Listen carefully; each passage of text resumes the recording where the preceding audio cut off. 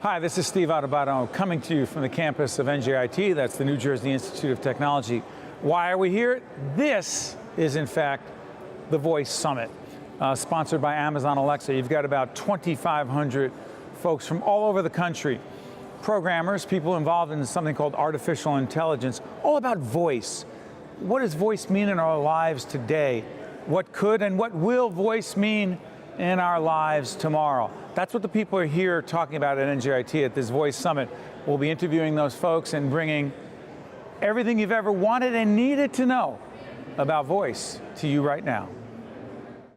We're joined by Ha-Hoa, who is Senior Product Manager of Platforms at NPR, otherwise known as? National Public Radio. What a great operation, by the way, our brothers and sisters at NPR. We are proud to be on the public television side.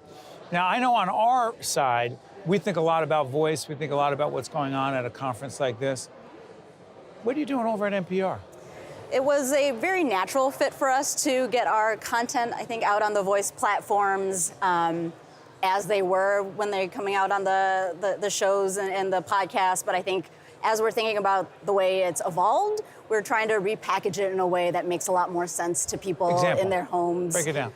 In the morning, you know, we have the new Up First podcast. That's something that's going to break it down for you in 10 minutes, a little bit longer than kind of the 3-minute briefing that was there when the device was first launched. And so some people want that fuller story, a little bit more context, a little more background. Some people don't have that time, and so they just want that 3-minute update in the morning. And so we think about those types of packaging and storytelling throughout the day as well. In the evening, if you want to just kind of lean back and enjoy a little less news, we'll play different kinds of podcasts and other stories for you. So, but it's interesting, at a conference like this, by the way, are you speaking at the conference? I am, tomorrow. On the subject of? How we innovate and how we think about these problems and how we're going to think about doing more experiences in the future.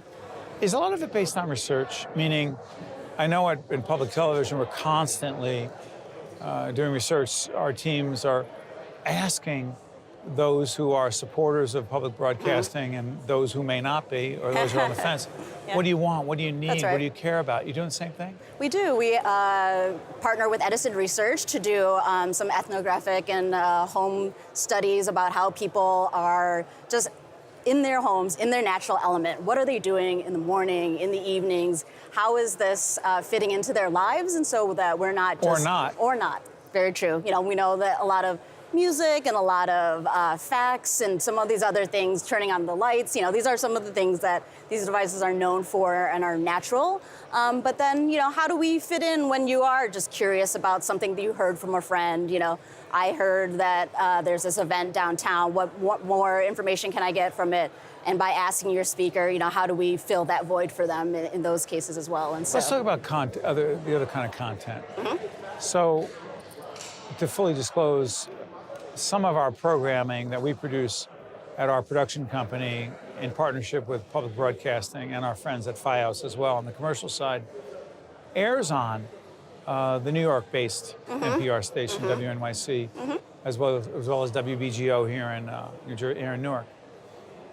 Is part of this about taking a half-hour program or taking this interview, however long it is, 6, 7, 8 minutes, and then saying, all right, how do we repurpose it in a fashion that is more consumable for certain people at certain times if they don't know if they want to hear the whole thing? Am I making too much of that? No, that does make sense. And I think that was the initial approach. You know, sometimes we will put just live streams there, just how you could access it normally in your day.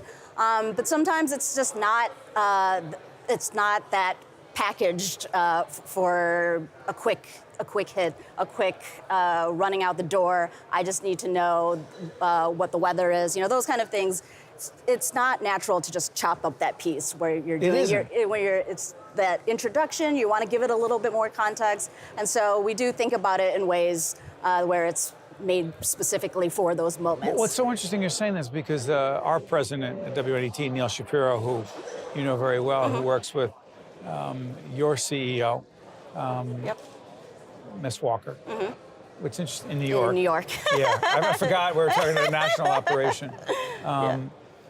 But Laura and Neil talk about this and others. I'm curious about this. what we always say is that we're the ones who provide context. We're the ones who provide analysis. We're the ones, if you want to go deeper. And then I'm thinking, wait a minute.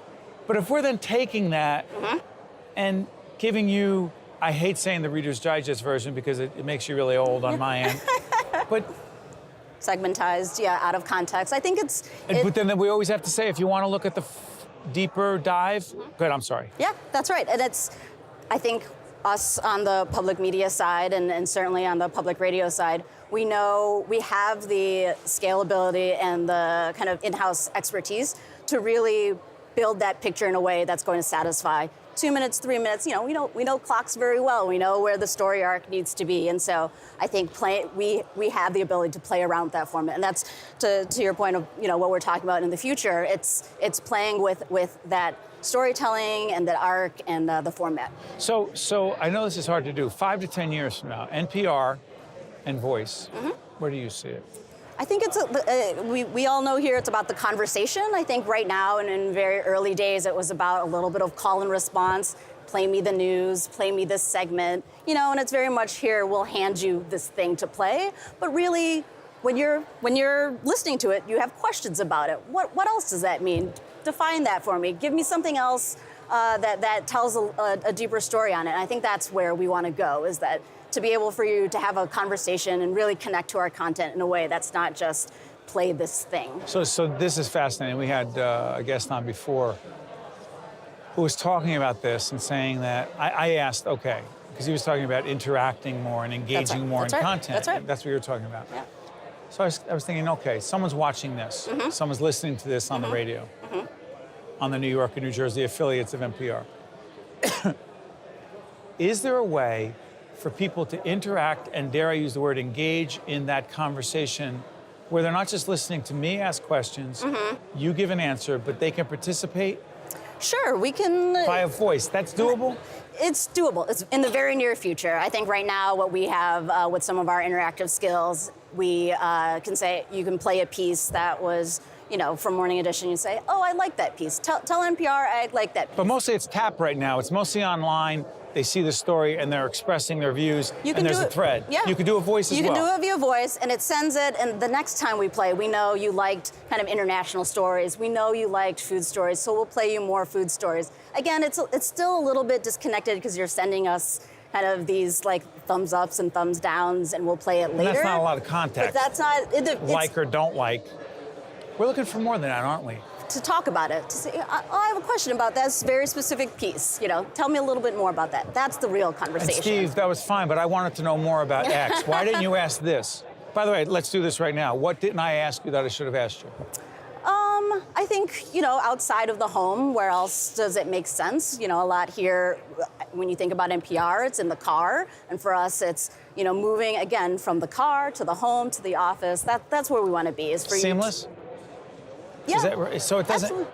Does it matter where? Maybe. For some, it might. So for some that just want to be able to speak to their boss, they just want something very short and a lot of topics to cover. Others who just, at the end of the day, come home, they're like, let me lean back and listen to just one thing. So different parts of the day, we want to... What fascinating work. Yeah. I cannot thank you enough, and we wish our colleagues and friends at NPR nothing but the best. Thank you. Thanks for joining us. Thank you.